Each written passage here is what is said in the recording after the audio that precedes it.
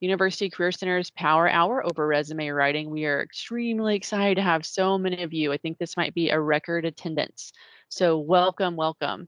Again, my name is Bethany Hoy. I am one of the career consultants at the University Career Center, and joining me is one of my fellow career consultants, Julia Sobko. She will be co-presenting as well.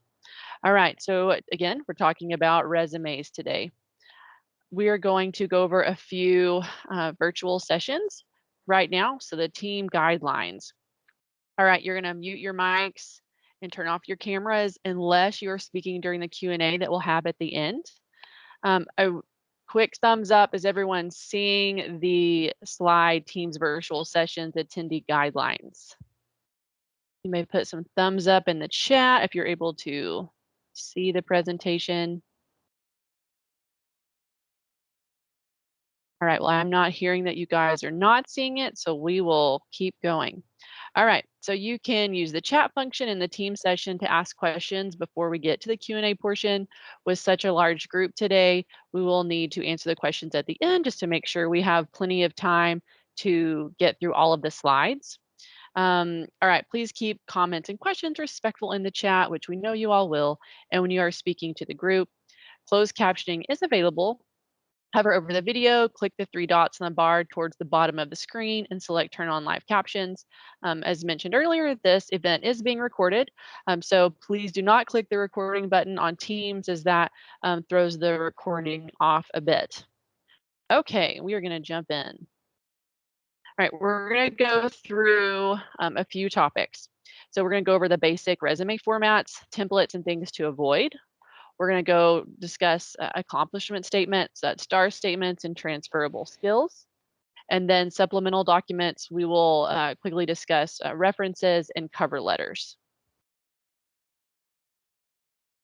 All right, so what is a resume, right? It's a marketing document. This is something that all the hard work you've done, the education, everything you've done is presented on this one document. So it's a brief summary of your knowledge, skills, abilities, specifically that pertain to a specific job listing or posting. And we'll be talking about that throughout the presentation, but I really want to hammer home if one of the things you take away today from this presentation is the importance of customizing your resume per position you apply for.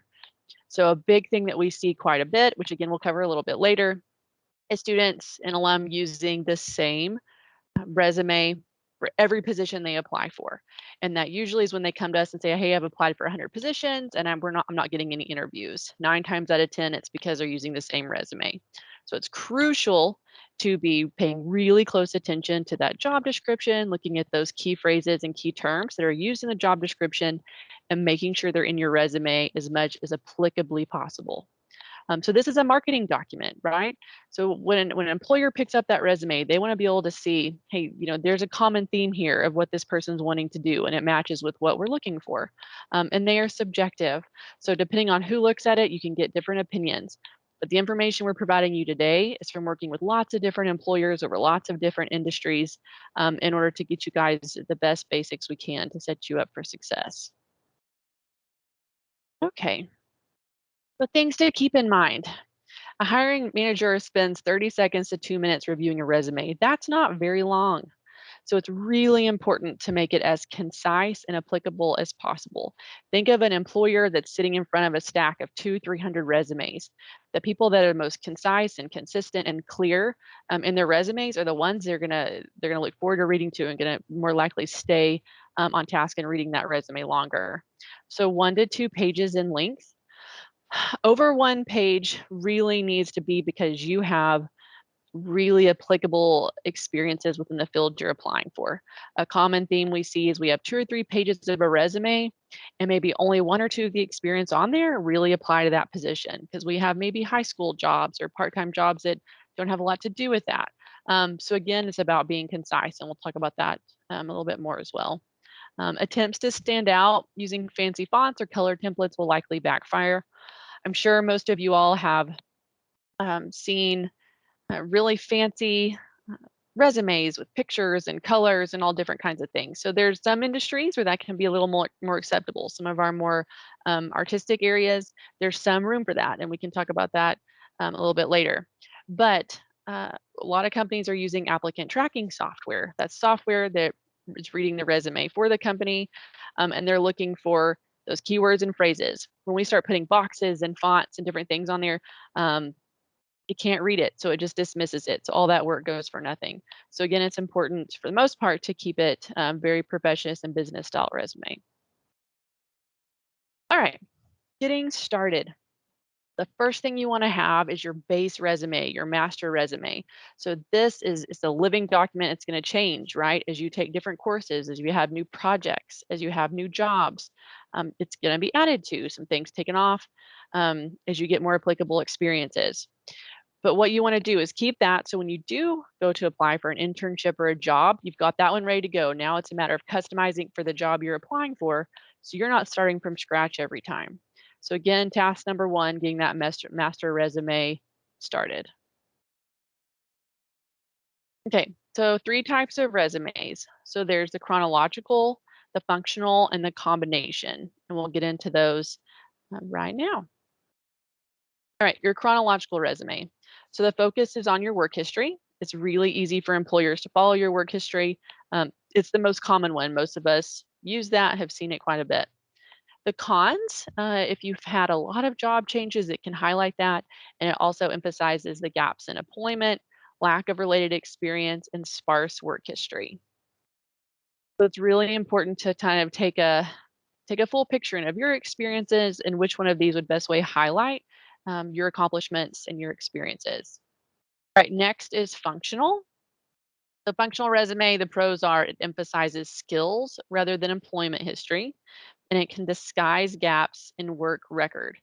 But it's important that it's not going to forever hide that, right? Most employers want a list of how long you worked here, especially if they have certain requirements of, hey, I want you to have 2 years of experience in a certain software. It can be a little bit harder for an employer to see that in this type of resume. So the cons, so the content is less straightforward, right? And it can appear incomplete. So there's a time and a place for these resumes, but it's just really important to judge each specific situation in its own merit. Okay, combination. So the pros, it highlights the most relevant skills and accomplishments. It de-emphasizes employment history, and it combines skills developed in a variety of jobs. You're kind of giving them a great summary of everything that you've done in your experiences. The cons, it can be a little bit confusing if not well organized. It requires more effort and creativity, and it might not accurately display length of experience. So each one of these, right, has their pros and cons depending on your situation. It's important to really take a look at these to see which one puts your best foot forward. All right, we're gonna go through basic resume sections. And what I want to discuss is these are the basic sections. Depending on your experiences and your situation, you may change it up a little to highlight those. So these are not 100% set in stone that everyone has to use. This is just a really good place to start, especially when we're just beginning off with resumes. All right, so you have your header, you have your profile statement, your profile summary, your experiences, your volunteer and academic experience, your education, your certifications and awards. So if you don't have any certifications, we're not going to have that section. So again, same thing with awards. These are just, again, good guidelines to start off of. All right, so your header. So the font should not exceed 14 to 16 points, and you want to keep it simple and easy to read. You definitely want, obviously, your name, your phone, your email, and your LinkedIn profile. A lot of times students will forget to put their phone number, forget to put on their email. If employers have to search for it, they may not search very long. So you really want to make sure that contact info is clear, straightforward, right there for them to see. Your LinkedIn profile, you want your URL there. A big thing we see a lot is students aren't customizing their URL. So it's really easy in LinkedIn. I believe it's on the top right and it says customize URL. You click on that and you can do first and last name or add a middle initial if there's more than one of you on LinkedIn. So that way you don't have I think it's 10 numbers and letters after your name. So customizing that LinkedIn URL is one more thing to kind of help set you over the top. I'll answer this question real quick. As a college student, should we use our personal email or school email? Use the email that you are checking the most. So it doesn't matter. If you're using a personal email, make sure it's a very professional name within the email, um, and not anything that might offend or uh, set somebody with a different mindset. So yes, you can have. So great question, Taylor. I'm glad you asked that. Either one is fine. Just make sure it's the one you're utilizing and checking regularly. Okay. Let's talk about your profile summary. So this is not a required section. It can be helpful, um, but again, it just depending on what you feel comfortable with and your experience. But here we're going to talk about a little bit of how you would write one. All right, so you're going to sum up your experience, your goals, and what you bring to the company in 500 characters or less. So you can talk about the years of experience you have, the specialty or area that you have most experience in, soft or hard skills that are relevant to the position, achievements you've accomplished that brought in results, career goals, and keywords used in the job posting. So this, when done well, this can be very helpful. But if perhaps you don't have a lot of experience yet or you don't have a lot to add to this summary, this may be time that we leave that off and something you add later. All right. So here's an example of a profile summary. So a highly motivated accounting specialist with over 3 years of experience assisting advisors in the private practice industry, advanced knowledge of building efficient financial reports, managing and planning tax duties for government entities, and forecasting upcoming budgetary needs, uses softwares and presentation skills to supply local and national government offices with budget plans that reduce annual overall costs by 20%. So as you can see, this person did a really great job of summarizing that experience. So if that employer is only reading it for a minute or so, they read this, if it's something they like, they can move on. So again, this is a really great example of a profile summary. All right. So we're gonna hand it off to Ms. Yulia to take it from here. Thank you, Bethany. My name is Yulia. Thank you so much for being here. And in the next section, we will focus on experience. So for experience, you will want to lead with most relevant information and left to right. Naturally, we read from left to right and from top to bottom. So it's very important to have your most important information on top and on the left. Your top bullet points need to be your best bullet points. It is crucial to have your bullet points on your resume where you will talk about accomplishment statements and not about the job descriptions. Hiring managers, they will scan the resume and they will search for words that will catch their attention. So make sure that you have accomplishment statements, and we will focus more on that in the next section. But something that's to be mindful of, the header example is listed over here. So you will want to start with a job title. You will want to list the company, city, state is optional, but this is something that I would recommend as well, and the dates employed. In terms of dates, we recommend to have not only the years, for example, 2020 to 2021, but at least month and year. So for example, August 2020 to September 2021. Make sure that you don't overuse bold, italics, underline fonts, because if you highlight everything, nothing will stand out. So I would pick one and just use that sparingly throughout your resume. Something that I do want to highlight again is that you talk not about the job descriptions, not what you had to do, but something that you accomplished in this role. And for that, we have the formula, which is STAR formula, which stands for situation, task, action, result. STAR, that will help you write your accomplishments. In this very simplistic example, you will see the person who found their flowers that need to get back to life. So the situation is this person sees those flowers, and then you will find the task. So for example, this person, after that, they wanted to get back them to life, so they used water, fertilizer, sun, and the result was that the flowers were back to life. So this formula will help you showcase your results and the accomplishments that you had in that role. So in a couple of examples here, and let's break it down first and then pull it all together. So for example, situation. Served as a project manager, completed projects on time, within scope, and on budget. Then we go to task.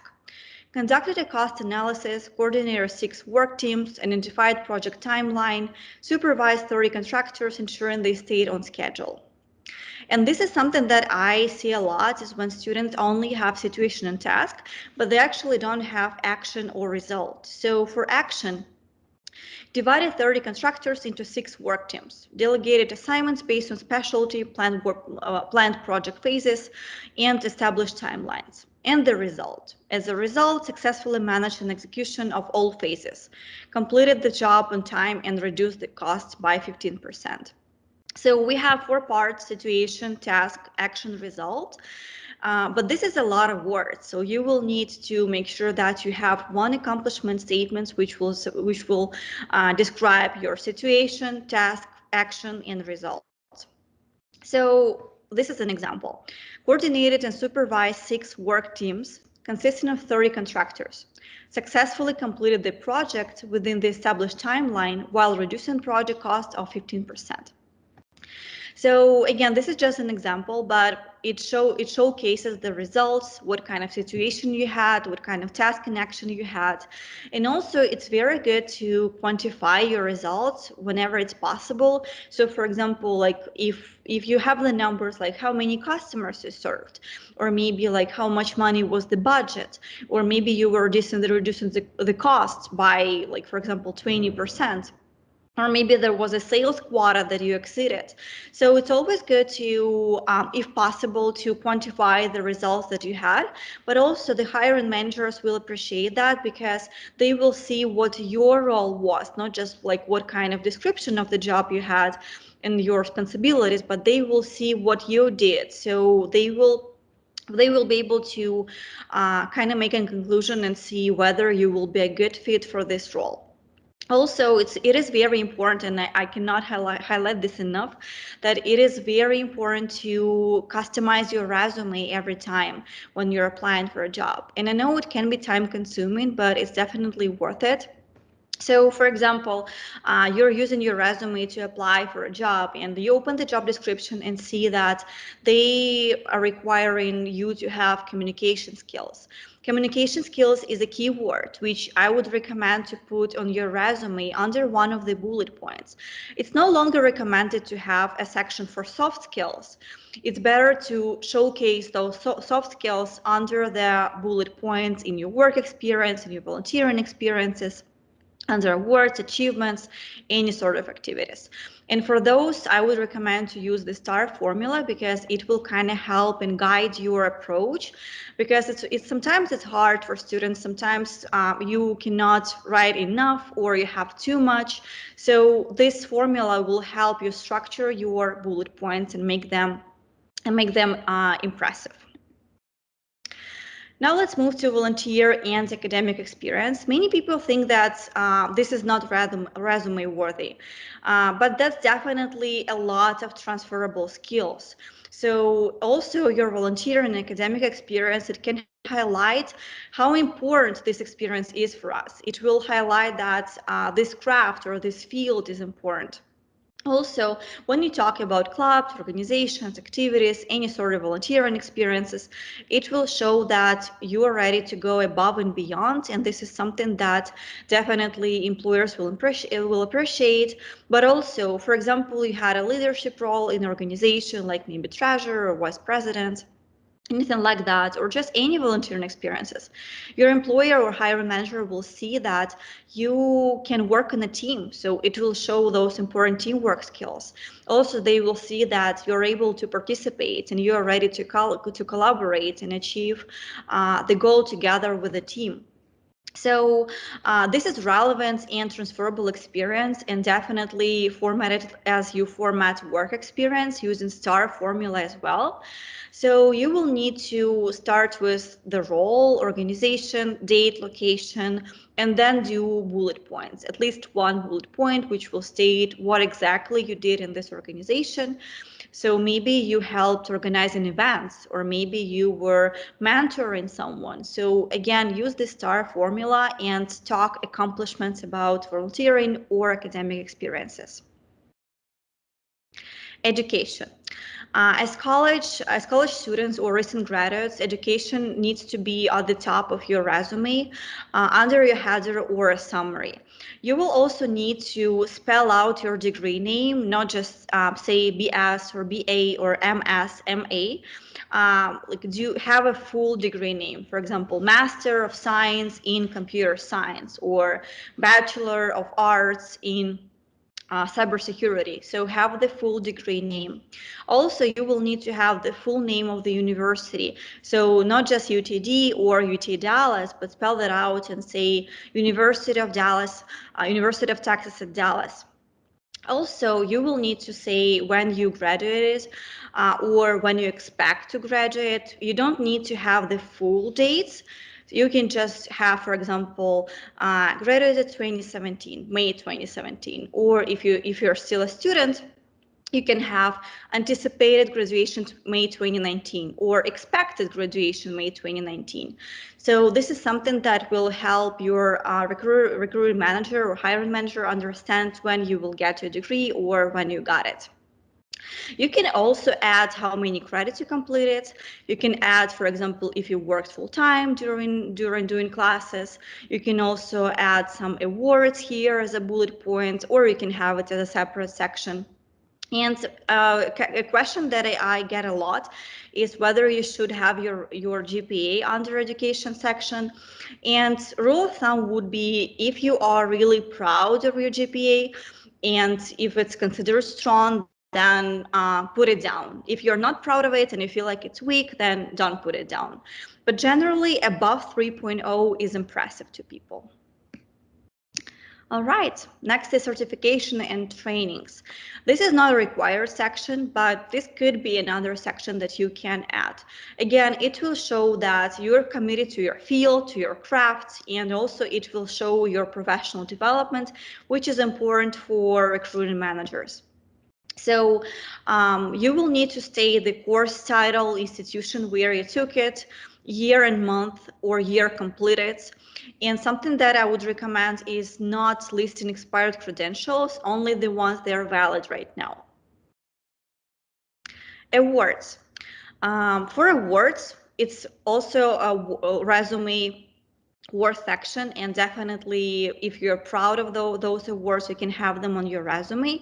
They will highlight your achievements, and we definitely want to speak more about that. For example, if you say that you won MTWHOF award, nobody will know what that means because I just made it up. But for example, if you had abbreviation, nobody will know what that means. So you will need to make sure that you spell that out and actually say what that means. Or for example, if that was a word in the university here at UTD, for example, people from the industry, they will not know what that award means. So you will need to have at least one bullet point which will explain what award that was for. So for example, maybe that was like sales quota, or maybe it was a promotion. So you will need to give some context to the people who don't know what that award means. And supplemental documentation. So sometimes the recruiter managers will ask for references right away during the hiring process with your application. So something to be mindful, you will need to identify who your references will be. Typically, those are 3 people. You can ask for your professors, maybe your managers, maybe your supervisors, coaches. So you can ask for reference, and I would make sure that you actually tell them in advance so they don't get a call and it would not be expected. So reference should be a separate document. I would not recommend to have a section on your resume, for example, available on request, or having them on your resume. So it has to be a separate document, and you will submit it if they ask for it. So for references, it should include their name, position in the company, their email address, and the phone number. Again, do not include it on your resume, but have it as a separate document. And if you go to University Career Center website, we have the sample of references under our resume guide. So definitely feel free to check that out. Another supplemental documentation which comes very often is cover letter. Cover letter is extension of your resume. You will need to identify the key skills based on the job description. And also cover letter is your selling point. You can make your personal connection and tell them why you want to work for this company, why you want to have this job or this role. So it needs to be brief, and we will focus on the structure of cover letter a little later.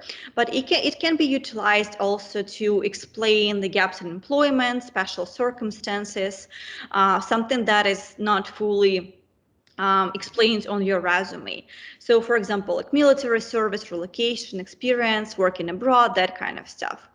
It's not required, but this is something that I would still recommend doing. I mean, at least it will be helpful for interview preparation, but also this something that can help you stand out, having the cover letter. You will want to start the cover letter with the header and greeting. So typically you would have your information, like your contact information, your name, address, your phone number, email address, and then you will have the person who you address this to. So for example, their name, title, company, address, city, state, zip code. You will have the date and the greeting. If you know the name of the hiring manager, then go for it. But for example, if you're not quite sure, you can just go, like, for example, dear hiring manager, or to whom it may concern. And then the body. You will want to start your first paragraph of the letter and include why you're writing this cover letter. So, for example, why this company? What attracted you to this position and to this company? How you will benefit this company? Your skills, your knowledge. You can also mention, for example, this company, you share their values, and like you can mention that as well. Or for example, you can really relate to their mission and it brought you to this company, and that's why you would want to be a part of that team. So you can start with that. And I definitely recommend to have a confident sentence which will identify that your skills, your abilities, your educational background will bring a great contribution to their team. In the second paragraph, you will want to make your pitch. So why you are best qualified, why you're the best fit. So tell them what makes you unique, what makes you stand out. And also, I would recommend to format it so it's easy to identify your skills. Some people would have bullet points in the second paragraph, and this is something that you can consider as well. So it's a little easier for the recruiting manager who is reading your resume to see what kind of skills you bring to the team. Also, it's important to customize cover letter. Do not send the same cover letter, just changing the title or the company to all jobs. You will want to make that personal connection, why you want to work there and why you are the best candidate for this job. The third paragraph would be summarizing first and second paragraphs. Also, you will need to make sure that you express your gratitude, saying something like, thank you for your time consideration, look forward to hearing from you. And in the end, you will need to add like professional ending to the cover letter, and also your first name and last name. All right, and then let's move to common mistakes to avoid in your resume and cover letters as well. So the first one, we already mentioned that, but do not overuse bold, italics, underline, and caps. If you highlight everything, nothing will stand out. And also, resumes should look appealing. Do not use templates. Just keep it standard. Also, resumes, they are very subjective, and you can ask 5 different people and they will have 5 different opinions. So for example, if you have a very creative resume with those fonts and colors, some people will like it and some people will not. And also, if the company uses application tracking system, which Bethany mentioned earlier, then it's likely backfire. So I would not recommend overusing those fonts, fancy fonts, colors, but also the templates. Also, you don't want to use pronouns like I, we, she, he, they in your resume. Resume is formal technical writing, so you would need to avoid that. So for example, if you have a bullet point, I performed instead of I performed, you will just go with performed, or for example, developed, created. But also something to be mindful of. I would definitely recommend having LinkedIn profile, and for LinkedIn, it's totally appropriate to have pronouns, but not on the resume. So also, it is very important to list accomplishments, but not the position descriptions. And also, it's important to make sure that you customize your resume every time, even though it can be time consuming, but making sure that those accomplishments, they will speak the best about you. And this is another reason why we advise to have master resume. And in that master resume, which is kind of your living document, where you will have all the information, you can have, for example, 10 different bullet points for a job that you did. But then you will use this master resume to create tailored resumes. And for example, you believe that for this job, those 3 bullet points would work best. But for example, for a different position, you think that those other 4 bullet points would be best. So we can kind of mix and match and see what kind of bullet points would be more relevant to a specific job that you're applying for. Also, again, customizing your resume, I cannot highlight this enough. This is very important, especially if the company uses application tracking system, or the hiring manager. They will look at your resume. They will only have around 30 seconds typically. So they will look for those keywords. So make sure that when you open the job description, you identify the keywords and the qualifications they're searching for, and you have those keywords on your resume. So job description serves you to kind of helps you understand what they want, what they're looking for, but your resume has to tell them that you are a great candidate for this job. All right. Also, for another mistake is leaving out employment history that you think is not relevant. Again, this is important to understand, and making sure that you have the relevant information in your resume. But there are multiple ways how to approach, even if you think it's not very relevant experience. So for example, it was a high school job or a part-time job. Let's say you were working in the restaurant and you were serving food. So for example, you can have bullet points, served food, which doesn't really say anything about the skills, but you can have something like develop strong interpersonal communication skills by providing quality customer service to hundreds of customers daily. Now, in this bullet point, you will highlight your communication skills, your interpersonal skills, customer service skills, working under pressure. So it's the same experience serving food, but this is like how you showcase the skills that you were able to develop.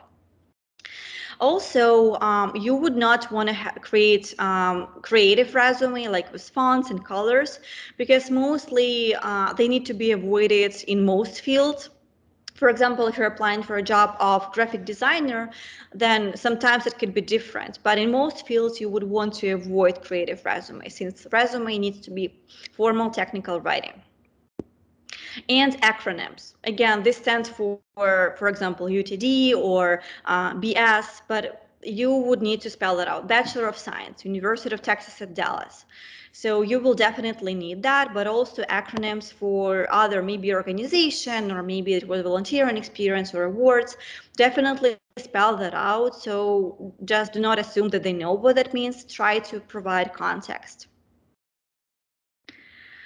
All right, thank you so much for attending. Let us know if you have any questions. We will make sure we answer all of your questions in chat. And this is the QR code which you can scan and tell us how we did, provide your feedback. And this is something that helps us learn, improve our services and workshops. So we would appreciate if you could do that. Thank you. Yes, thank you all so much for coming. We know the first couple weeks of school are stressful, especially given it's some of y'all's first time to be back on campus, or first time to be on campus at all in a while. So again, we are here to support you all in whatever way that we can, as far as your careers and internships and how we can help you all with that. We are here for you all at the Career Center. So definitely, you can always make individual appointments with us through Handshake. All right, let's go through. Let me start the beginning with some of the questions that were asked to make sure everybody hears it. Okay, so we have a student asked if we had no work experience, is it better to instead summarize our relevant coursework? That's referring to the profile summary, I think. So, let me know, Zara, if you're referring to the profile summary or not. So we don't just wanna tell them what classes you've taken, right? You have your classes on there. You have your, sorry, your degree on there, so they know for the most part what you're doing. So some companies will say, "Hey, we want you to have taken A, B, and C courses in order to apply for this." In that case, yes, you wanna include. But other than that, most employers are not interested necessarily in just you listing out your coursework. If you have specific academic projects within those classes that is specifically relevant to what you're applying for, then yes, you would have an academic project section, the name of the project, the semester you completed it, and then a brief description, um, listing out what you did, the skills you used, using those keywords and phrases you saw in the job description.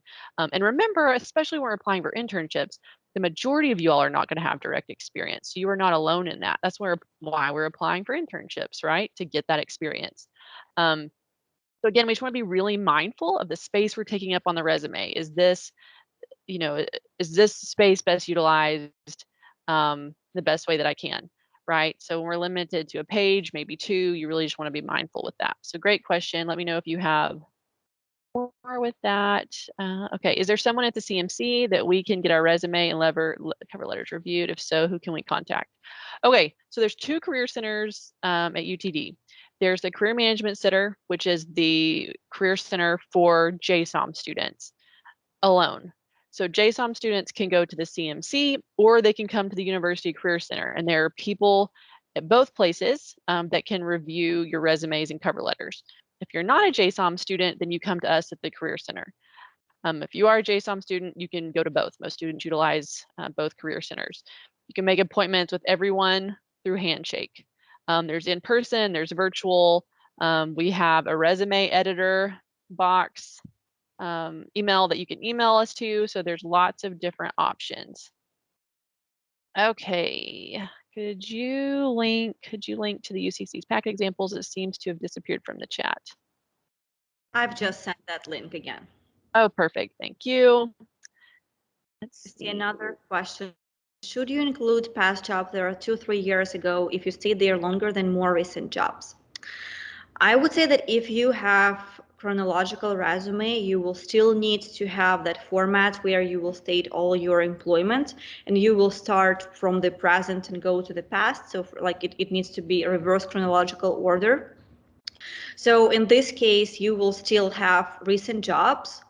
Something that if you feel like that your most current job is not that relevant, like for a job you're applying for, you can have separate sections. For example, relevant experience, work experience, teaching experience. It can be anything like that. If you feel like you need to put another experience which was not the most recent to the top, since you do need to make sure you have the most relevant stuff closer to the top, since naturally we are reading from the top to the bottom. Bethany, do you have anything else to add there? No, I think that was perfect. It's hard because sometimes these questions are really hard to answer until you have that job in front of you that you're applying for. So that's a big problem, not problem, but a concern our students come with. They say, hey, how do I know what to take out? Well, if we don't have a specific job or internship we're applying for yet, it's really hard to answer that question. So your experience from 2 or 3 years ago may be a lot more applicable than the current job you're in which case you'd want to elaborate more on the other one, right? But again, these are super common questions and great ones to ask. Um, let's see. How do you explain a significant period of time being a stay-at-home parent? Another very, very common one, right? So this is where cover letters are amazing. Where you go in and you talk about that. That I've been home, this is the time I set aside, but this is how I'm getting, I want to get back on track with my career and this is what I'm doing. Um, so that's really the best way to do that is in a cover letter. I've seen people and it's more and more common. I see it a lot. People are putting it on their resumes as a job. So you give yourself a fun title, home manager, house manager, whatever you want to do, and you list out those duties that talk about, managing schedules and times and budgets. Um, if done really well, I think it can be a really cool thing to add because it's not like you were sitting around doing nothing for all of that time. You're working very hard. So that can be something to play with, but definitely addressing it in your cover letter is the time to really explain that. All right. So Deborah, I hope that answered your question. Do I really need to put jobs from 12 years ago? Again, it really depends on what you're applying for. If those jobs are directly related to what you're wanting to do, and that's where you can get some of those keywords and phrases from the job description in. Um, if that's kind of the most recent experience that you have, then it would definitely be worth putting on there. Otherwise, it looks like you don't have any experience at all. So I think, it'd definitely be worth putting that in there. Julia, anything to add on that? No, that's all, I think. Yeah. If I Okay. have more than 4 years of experience, it's recommended to summarize only professional experience and skip academic projects.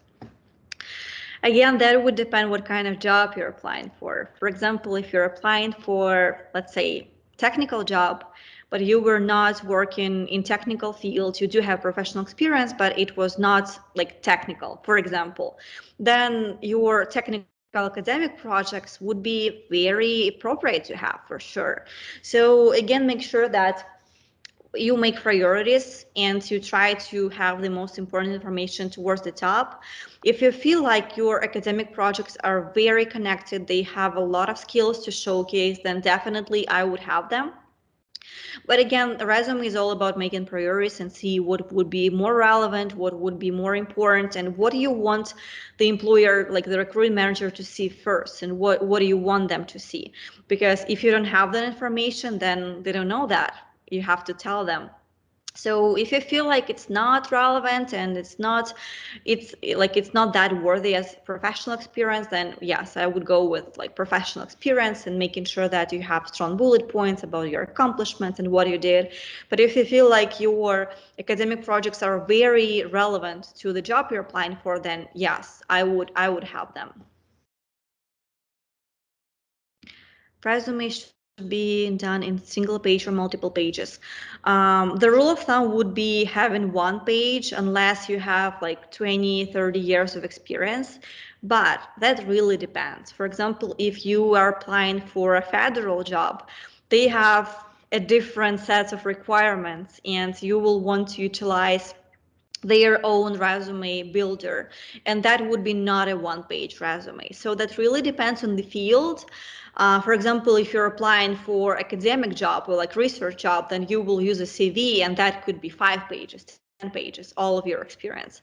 But typically, yes, if you're applying for industry jobs, then we would advise to have a one-page document. Great question, you all. Those are really great questions. And I think we've addressed all the questions in the chat, unless I'm missing any. So if you all have more, we certainly have time to address more. Let me make sure, go to the chat, make sure we got to them all.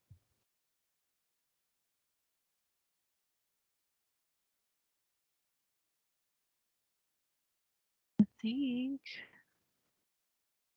this event, yes, the event is recorded and will be posted on our YouTube channel that you can find. So we've got lots of our workshops that are currently on there as well. So you can check out all our different topics on our YouTube channel. If you're not able to make some of these, that's a great place to find those and watch those. Again, big takeaways. I'll just re-emphasize a couple things while you guys are asking. Could you please share the link to the YouTube channel? I will do that. Perfect, thank you. Customizing is huge. It feels tedious. It feels daunting. We know, but I promise you it is worth it. Students really start to get traction with interviews and things like that whenever you start customizing. Once you do it a few times, it starts to feel really easy and it's not too bad and it's extremely worth your time. Um, Cover letters, again, you're really wanting to butter that employer up. Look at the company's website, look at their mission statement, look at their values. Tell them what projects that they're working on that you were very interested in or intrigued by. Talk about their mission statement, how you align with it. These are ways that it tells the company, hey, this person isn't just applying for every job under the sun. They intentionally applied here and feel a connection with us. So put yourself in the shoes of the hiring manager. And kind of what you'd be looking for if you were them. So again, the customizing part, can't talk about that enough. And I think the big thing, I don't want you to start just stressed now about how to customize if you're not actively applying yet. The thing you'd want to be doing now is getting that master resume started, which is more than likely going to be more than one page. So that way when we do start applying, you've kind of got the process already started. All right. Any more questions, you all? We have 15 more minutes. We won't make y'all stay if there's no questions. Okay. Should you use the exact same words and phrases in job description and requirements to get noticed? Yes. So if they are, however you can get those keywords and phrases, and you'll recognize it. We need to have an example in here, but um, I can't even think of a good example right now off the top of my head. Um, but you want to use the exact same phrases. So if it was applicant tracking software, it can pick it up quickly, right? Because you need to use those same phrases. Now you can customize the words around it to put context in it, because more than likely it may not be exactly the same way that you have experience in it. But again, as close as you can get to it, you really want to get it exact. That's the way you're going to pick up. And another thing, I don't know if we mentioned, is it could be an HR department that's looking at resumes. It may not be somebody that's really familiar with your specific industry. So if they're literally going by the exact words and phrases that were in the job description so they can see who has examples. So if you're assuming that you're writing this to someone that is an expert in your field, you may not be.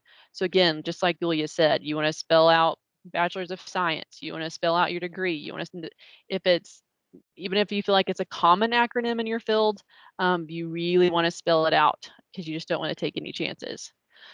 So Taylor, great question. I hope I answered it. You recommend any software for customizing the resume? I don't. The Yulia, I think the best thing to do there is you just good old look at it and then go back to your resume.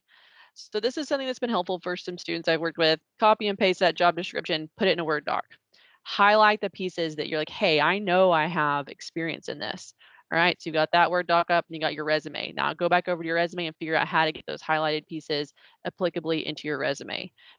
I know it sounds old school, so figure out whatever method works best for you, but that's really a great way to make sure that you're covering all of your bases and really being thorough. And if you're applying for 100, you may not have time to do that for all those. So pick the ones that of the internships you want the most, the jobs you want the most, and set aside time to make sure at least that you customize for those. Yeah, Um, and I would add that so you will see different, like even if you're applying for the same role, for example, software engineer, that you're applying for different companies, then they will still have different job descriptions. They will still have different qualifications they want you to have in soft skills. So every time when you create a strong bullet point, put it in your master resume. Your master resume can be how many like pages you want. Like it can be 10 pages, and then you will use it. And for example, it is very common that, like for example, you're applying for a job and they want you to have interpersonal skills. So you create a bullet points, and then, for example, 10 applications later, you see that that company also wants interpersonal skills. And again, if you're not sure, like if you don't have if you have that, or maybe it's not like directly related, I would say that any experience, any volunteering experience, any like high school job, part-time job, does they do bring you those transferable skills. This is just like how you talk about them. As I said, you can say served food, or you can say, for example, cleaned the floor, or you can say develop strong communication skills by doing this and that. And this way you will highlight the skills. And also this is necessary for like hiring managers and for application tracking system, because they will be searching for those words. But I would still be cautious with using like the whole sentence or the whole phrases from the job description, so they don't really see that you copy pasted that. So make sure you have the keywords, but I would maybe, like, for example, if they have a whole long sentence, I would not just copy paste that. I would try to tailor that a little bit so it's not that obvious. Perfect point. Yeah, you want to give them context on how how you did it, what you exactly did. But again, once you guys get a couple of these under your belt, it won't feel as copy and pasty as it's feeling right now. Because again, when you know you have that experience and you put it, in your resume underneath what you have actually done, it really helps a lot more. And again, once you all start doing that, make an appointment with us, we can talk about it. As myself and Yulia, Alan Knox, um, Paul um, Kravitz, and Amy Williams are our career consultants. So you can make appointments with any of us through Handshake. You check either the Career Management Center or the University Career Center are your two options for appointments. JSOM students, you can do both. Everyone else, you're gonna choose the University Career Center. Again, you can make appointments with any of the five of us to help you with these resumes. Um, will this PowerPoint be available for us to reference? I know for sure we're posting the video. I'm not 100% sure if we're sending out the PowerPoint, so I'll double check on that. I don't know why we couldn't. But at the very least, I 100% the recording with the PowerPoint will be on our YouTube channel. Any other questions, you all? Thank you all again for coming, spending your lunch hour with us. We know y'all have so much going on, so it's really cool to see you all coming out in droves to come work on some of these things that are easy to put on the back burner. Again, another plug for the QR code. If you want to do the survey, let us know. Good, bad, and the ugly. If there's anything we can do to improve, we love to hear it. If it's just y'all did amazing, we'll take that too. Or whatever it is, we want to hear it. The best way to help you all out. I'm not seeing anything else, Yulia. We can give it another minute or two, but we certainly don't want to keep you all if there are no more questions. Again, the resume editor email, I put it in the chat. So you can email your resume there along with making appointments with us to review resumes or your options there. There's also virtual drop-in appointments that you can do as well to do resume reviews. Um, Anything else, Yulia, you can think of that we are forgetting to mention? No, I think we covered it all. Thank you so much for coming again, and let us know if you have any questions. If you come up with any new questions, feel free to schedule an appointment. We will be happy to help. Career exploration, career development, applications, it is a long process, but you're not alone. Feel free to come to us and we will be happy to help. Absolutely. Let's see. Oh, one more question. For the career fair, we have bring a resume. So how should we tailor that one for multiple companies? That's a good question. That's where you're going to do kind of your main industry resume, right? I don't know what your resume is or what industry that you're in, but that's where you're just going to stick to, those academic projects, that are relevant to the field. If you have any work experience, it's relevant to the field because you're not going to have anything to customize it to. You can potentially look up job postings that they do have open if you want some help to kind of jog your memory of the experiences you've had, maybe certain keywords to add in. But yeah, and those that's not going to be as crucial because you don't have anything to write it to. So good question. So that's going to be kind of just an industry relevant resume that you'll do for that one. So Jeet, I hope that answered your question. Anyone else? Yulia, did you have anything to add to that question? No, that's all. Yeah, totally agree with that. Well, all right, you all. Well, going once, going twice. No more questions. All right. Well, again, we are here virtually and in person. All kinds of options for you guys. We have tons of events and workshops coming up this semester. They're all on Handshake for you to attend, register, check them out. Employers are still posting lots of events on Handshake. So Handshake is your best friend. All right, everyone, have a fantastic rest of the day. Thank you as always, Yulia. And we will hopefully see you all in person or virtually soon. Everyone, have a fantastic rest of your week. Thank you for joining. Have a good day. Bye.